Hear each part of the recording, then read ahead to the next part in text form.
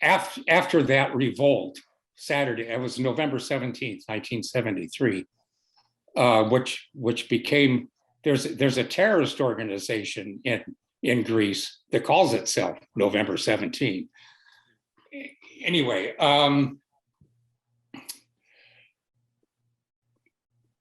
in the media following the uprising, and by media, I mean newspapers, whatever, international journalists, whatever, the estimates ranged up to 300 people were killed that day.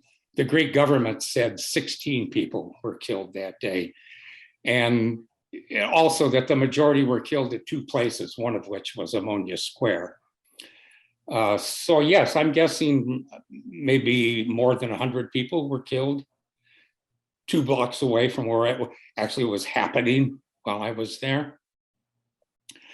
And so when I came back to the States, I came back with a whole bunch of incredible stories, of which this was one, in which this was the most important for me personally. And I was never able to find an account of what I witnessed. And I felt a responsibility to record this. And I was never able to. I just didn't feel like I had the chops to be a writer, to be a good writer. And so I really gave up the idea of being a good writer, but I never lost the sense of obligation that I had from witnessing that event in Athens. And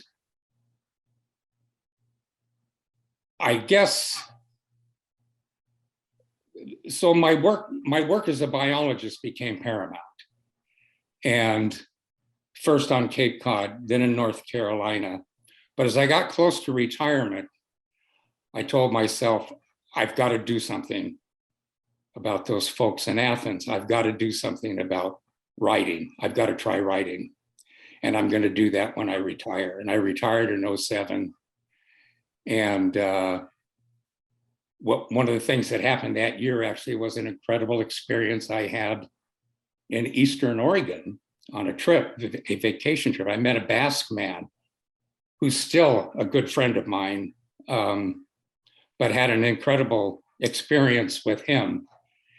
And immediately that evening started writing it, because it was such an amazing thing that had happened. And that was really, I guess, sort of the starting point for what is now a successful writing career.